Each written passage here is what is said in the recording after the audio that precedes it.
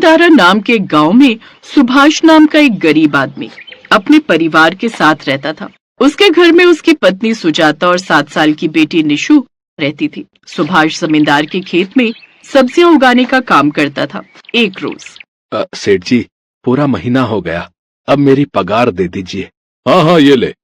ये क्या सेठ जी, ये तो सिर्फ 4,000 ही है, बाकी के 2,000।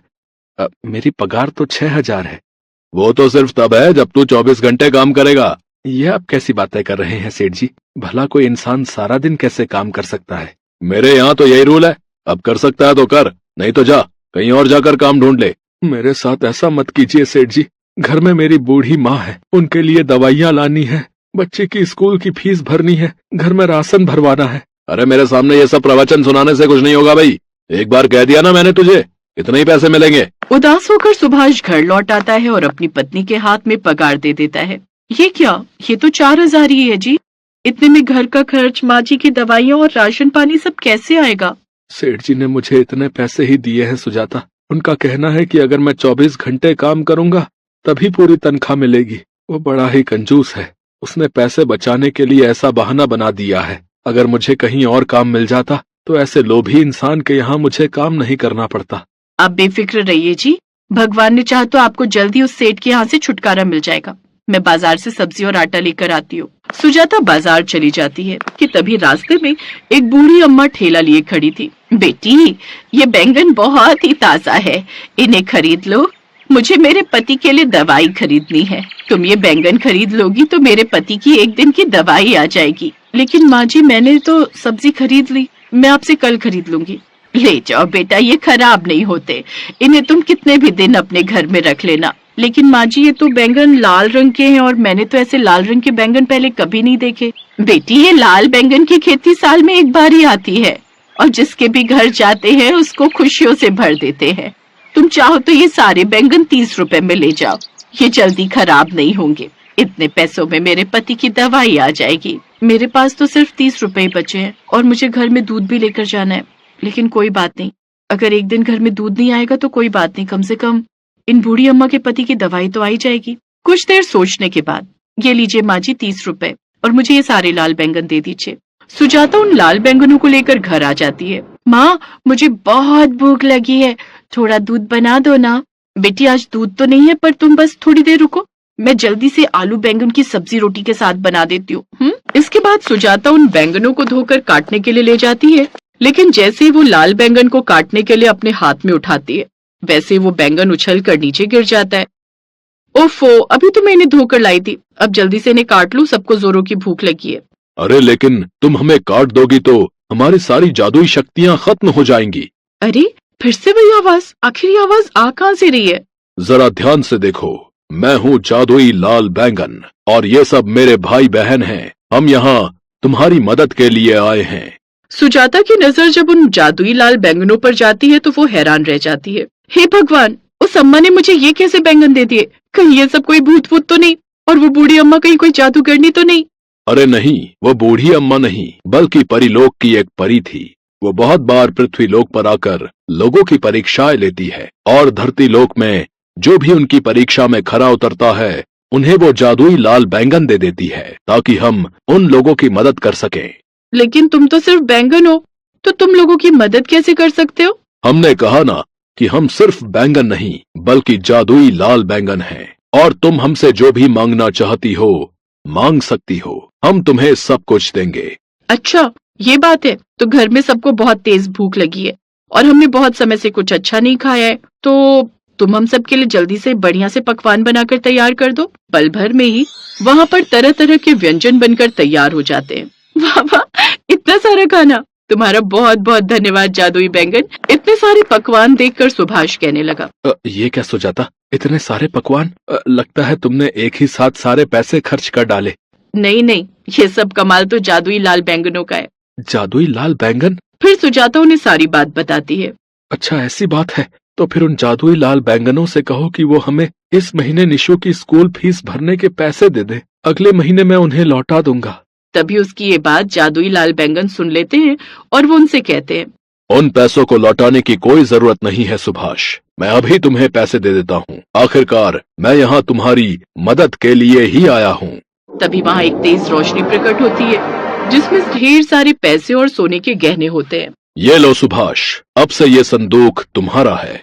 लेकिन मैंने तो सिर्फ तुमसे अपनी बेटी की स्कूल की फीस मांगी थी, लेकिन तुमने तो मुझे इतना सब धन दे दिया। तुम बहुत नेक दिल हो सुभाष।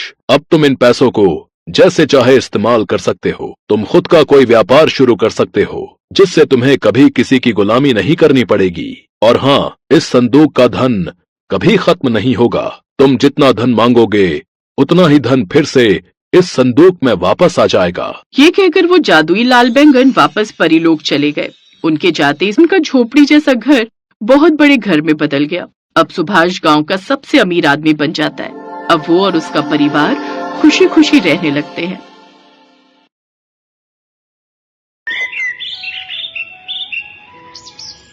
अरे बेटा जागेश, ये क्या कर रहे हो? बाबा, मैं युद्ध लड़ रहा हूँ। युद्ध? पर किसके साथ? हमारे राज्य के दुश्मनों के साथ।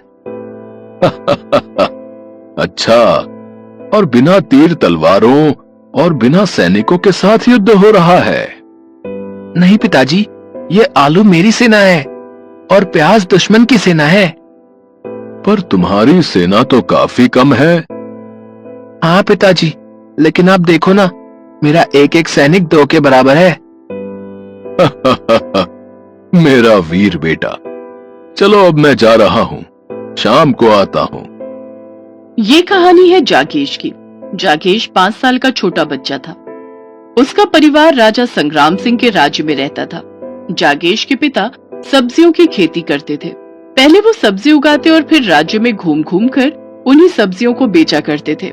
इसीलिए जागेश के घर में कभी सब्जी की कमी नहीं होती थी। आलू प्याज तो हमेशा भरे ही रहते थे और यही आलू प्याज जागेश के दोस्त थे। फिर उसी शाम, जागेश, कहाँ हो बेटा? बाबा प्रणाम। प्रणाम। ये देखो, मैं तुम्हारे लिए क्या लाया हूँ।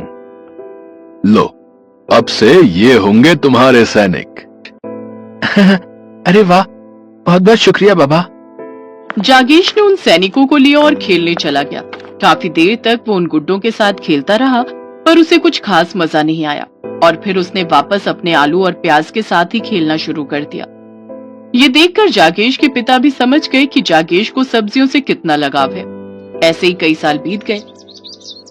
पर एक दिन जब जागेश के अलावा घर पर कोई नहीं था, जागेश ने खेल खेल में एक आलू को जोर से दीवार पर दे मारा। तभी उसे एक आवाज आई। है, ये कौन बोला? अरे यार, थोड़ा आराम से खेल भाई। है आलू, क्या ये तुम बोले? मतलब तुम मुझे सुन सकते हो? हाँ, अब इतनी जोर से बोलोगे तो कोई बहरा भी सुन लेगा ना। पर तुम बोल कैसे रहे हो? अपने मुंह से बोल रहा हूँ, और कैसे? अरे यार, लेकिन तुम तो आलू हो ना। आलू हो चाहे लौकी, हम सब बोल सकते हैं, बस सुनने वाला होना चाहिए। है, प्याज, तुम भी? इस तरह एक एक करके घर में पड़ी सारी सब्जियां बोलने लगी। वहाँ शोर मच गया। कद्दू, खीरा, लौकी, हर कोई जागेश को पुकार रहा था और जागेश ये सब देखकर हैरान था। बस असली कहानी यहीं से शुरू होती है। जागेश में गजब की शक्ति आ गई थी। वो सब्जियों से बात कर पा रहा था। तभी जागेश के मन में एक ख्याल आया और उसने फौरन एक छोटा आलू अपने हाथ में लेकर उससे कहा, ओए आलू, तुम अभी एक हो, पर क्या तुम 2 बन सकते हो? अगले ही पल जैसे ही जागेश ने अपनी मुट्ठी खोली तो उसमें एक जैसे दिखने वाले 2 आलू थे। क्या बात है, मेरा भाई आ गया, जुड़वा भाई। फिर जागेश ने एक प्याज से कहा, क्या तुम मेरी जितनी बड़ी हो सकती हो? बस इतनी सी बात, ये लो। इतना कहते ही प्याज का आकार बढ़ने लगा और वो जागेश से भी बड़ी हो गई। फिर उसने भिंडियों की तरफ देखकर कहा, भिंडियों, तुम वहाँ पड़ी पड़ी क्या देख रही हो? चलो एक काम करो, जरा मुझे दौड़कर दिखाओ। जागेश का इतना कहना था कि सारी भिंडियां झोपड़ी में इधर उधर भागने लगी। अब तो जागेश की खुशी का ठिकाना ही नहीं था। हालांकि इस जादू के बारे में उसने किसी को नहीं बताया और इसी तरह कई साल बीत गए। जागेश अब बड़ा हो गया था। उसके पिताजी का देहांत हो चुका था और उनकी जगह अब जागेश पूरे राज्य में घूम घूम कर सब्जियां बेचता था। एक शाम जब जागेश थका हुआ अपनी चारपाई पर लेटा था, तभी एक आलू आकर उसके पेट पर बैठ गया। क्या यार, सुस्त कहीं का, चलना खेलते हैं। नहीं भाई, मैं बहुत थक गया हूं। अब तू भी सो जा, सुबह जल्दी चलना है। साप्ताहिक बाजार है तो देर नहीं होनी चाहिए। अगले दिन जल्दी उठकर जागेश बाजार में पहुंच गया। उस दिन लोग भर भर कर सब्जियां ले रहे थे। जागेश की भी अच्छी कमाई हुई, लेकिन तभी उसने दो सैनिकों को आपस में बात करते हुए सुना। अरे जितना सब्जी अनाज लेना है ले लो, युद्ध शुरू होने वाला है, पता नहीं बाद में क्या मिले और क्या ना मिले। हाँ भाई, सही कह रहे हो। उन सैनिकों की बात सुनकर जागेश समझ गया कि उसका राज्य खतरे में है, और हुआ भी वही। दुश्मन राज्य ने अंग्रेजों के साथ मिलकर राजा संग्राम सिंह के राज्य पर हमला कर दिया। लेकिन दिक्कत ये थी कि अंग्रेज अपने साथ बंदूकें और तोपें लेकर आए थे, जबकि संग्राम सिंह के सैनिकों के पास सिर्फ भाले और तलवारें थी। देखते ही देखते दुश्मन सेना संग्राम सिंह की सेना पर भारी पड़ने लगी। ये देखकर जागेश राजा से मिलने पहुंचा। महाराज की जय हो। हाँ बताओ, तुम मुझसे अकेले में क्यों मिलना चाहते थे? महाराज, आप अपनी सेना पीछे कर लीजिए, अब सब कुछ मैं संभाल लूंगा। वैसे भी हमारे बहुत से सैनिक शहीद हो चुके हैं। राजा संग्राम सिंह जागेश को ध्यान से देख रहे थे। असल में वो उसे पागल समझ रहे थे। तभी जागेश ने अपनी जेब से 2 आलू निकाले और उन्हें जमीन पर फेंक दिया। देखते ही देखते वो दोनों आलू जाबाज सिपाहियों में बदल गए और राजा की सुरक्षा में तैनात हो गए। इसके बाद जागेश अपनी सेना के साथ रणभूमि में गया, जहां हर तरफ गोलियां चल रही थी। तभी जागेश ने अपनी सब्जियों को देखकर जोश से कहा, खीरों, तुम बंदूक बन जाओ, और मिर्चियों, तुम्हें गोलियां बनकर दुश्मन पर बरसना है। लौकी, जल्दी से तोप बन जाओ, और कद्दू, तुम तोप का गोला बनकर दुश्मन को तबाह कर दो। प्याज, तुम हथगोले बनकर दुश्मन सेना पर टूट पड़ो। अगले ही पल रणभूमि में हाहाकार मच गया। खीरे बंदूकें बन चुके थे और उनमें से धुआंधार मिर्चियां निकल रही थी, जो सामने वाले सैनिकों को छलनी कर रही थी। हरी लौकी तोप बनकर कद्दू बरसा रही थी और दुश्मनों के बचे खुचे सैनिक आलू और प्याज की सेना ने निपटा दिए। जब धुआं हटा तो जागेश शान से रणभूमि से लौट रहा था और उसके पीछे उसके खास सैनिक भी चले आ रहे थे।